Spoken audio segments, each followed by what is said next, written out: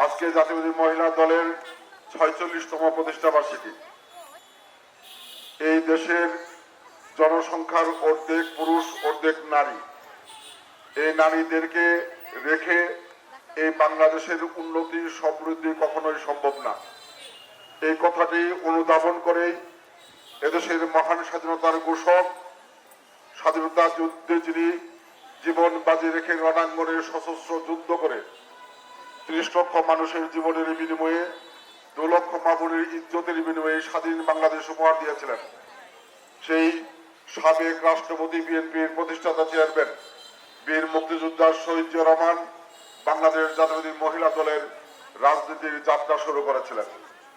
ক্ষমতায় থাকাকালীন সময়ে এদেশের উন্নতি সমৃদ্ধির সাথে মহিলাদেরকে সম্পৃক্ত করার জন্য মহিলা দলকে নিয়ে হাঁস মুরগি পালন, সেলাই প্রশিক্ষণ সহ নানা রকম প্রশিক্ষণ দিয়ে, ঋণ দিয়ে আত্মকর্মসংস্থানের সাথে সম্পৃক্ত করে বাংলাদেশের উন্নতি সমৃদ্ধির সাথে এই বাংলাদেশের মহিলাদেরকে সম্পৃক্ত করেছিলেন।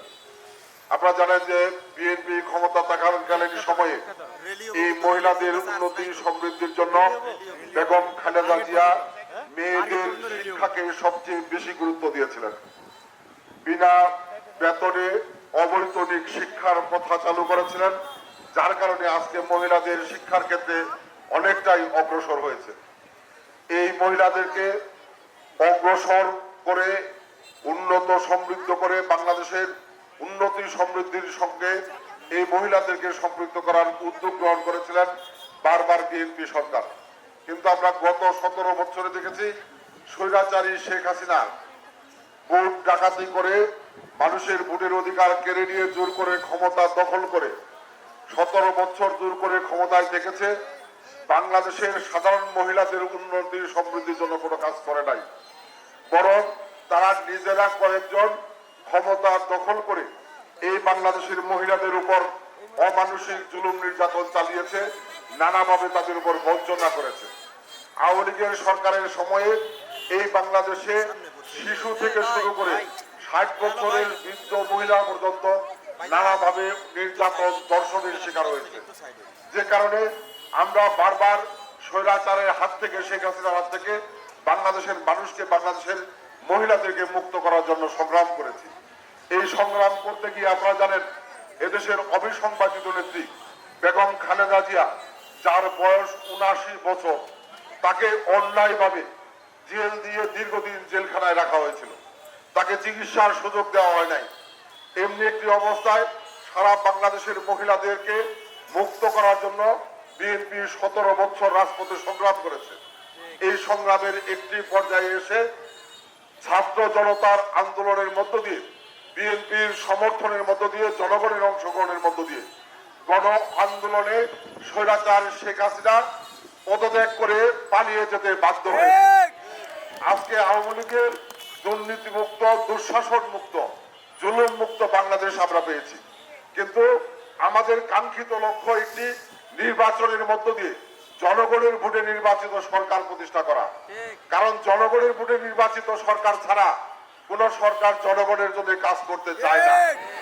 এই দেশে আমরা এই কথাটি বহুবার বলেছি যে কোটি টাকার মালিক থাকতে পারেন, বালির মালিক থাকতে পারেন, জমির মালিক থাকতে পারেন, গাড়ির মালিক থাকতে পারেন, কিন্তু বাংলাদেশের মানুষের সবচেয়ে বড় সম্পদ হচ্ছে ভোট।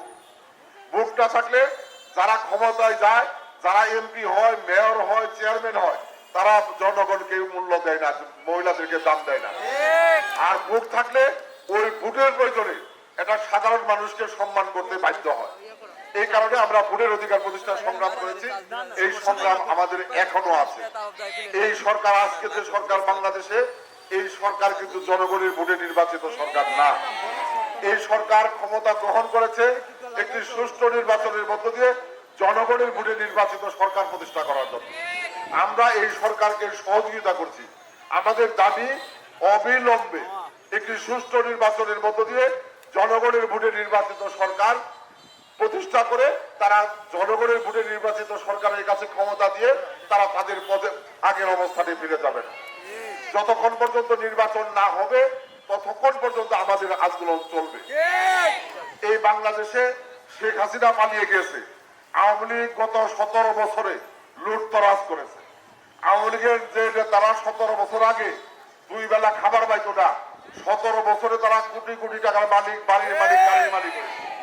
কাজে তাদের বিচার হওয়া উচিত।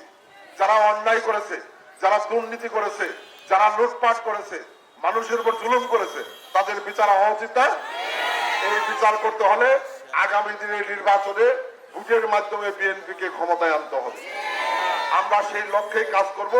আমাদের মা বোনদের কাছে আমরা যাব, আমরা জানাবো যে বিএনপি জনগণের জন্য 17 বছর রাজপথে জুলুম, নির্যাতন সকল কিছু মোকাবেলা করে সংগ্রাম করেছে। বিএনপি যদি আগামী দিনে ক্ষমতায় আসে, এই দেশের মানুষের ভাগ্য পরিবর্তনের জন্য, মহিলাদের উন্নয়নের জন্য বিএনপি আগামী দিনে কাজ করবে। আমি আজকে এই প্রতিষ্ঠা বার্ষিকীতে আপনারা যারা উপস্থিত হয়েছেন আন্তরিকভাবে ধন্যবাদ জানাচ্ছি। আমাদের অভিসংবাদের নেত্রী বেগম খালেদা জিয়ার জন্য দোয়া করবেন। উনি এখনো অসুস্থ, সুস্থ হয়ে উঠতে পারেন নাই। আগামী দিনে মহিলাদের ন্যায্য অধিকার প্রতিষ্ঠার জন্য যদি বিএনপি ক্ষমতায় যায়, আমরা মহিলাদের জন্য কাজ করবো ইনশাল্লাহ। আপনারা আমাদের জন্য দোয়া করবেন। বিগত দিনেও আমরা যতটুকু সামর্থ্য আছে সুখে দুঃখে আপনাদের পাশে ছিলাম, আগামী দিনেও আপনাদের পাশে থাকতে চাই ইনশাল্লাহ। আমি আবার বক্তব্য দীর্ঘায়িত করবো না। আমাদের অনেক নেতৃবৃন্দ এখানে উপস্থিত আছেন। আসলে রোদের কারণে আমরা বক্তব্য দেওয়ার সুযোগ পাই নাই। আমরা এখান থেকে এখন র্যালি করব। এই মিছিল নিয়ে আমরা দোয়াইবাড়ি চত্বরে শহীদ মিনারের সামনে গিয়ে সেখানে শেষ করব। আপনারা সকলে সুশৃঙ্খল ভাবে, সুন্দরভাবে এই মিছিল আপনারা উপহার দিবেন, এই অনুরোধ জ্ঞাপন করে আমি আমার বক্তব্য শেষ করছি। সবাই ভালো থাকবেন, সুস্থ থাকবেন। আসসালামু আলাইকুম।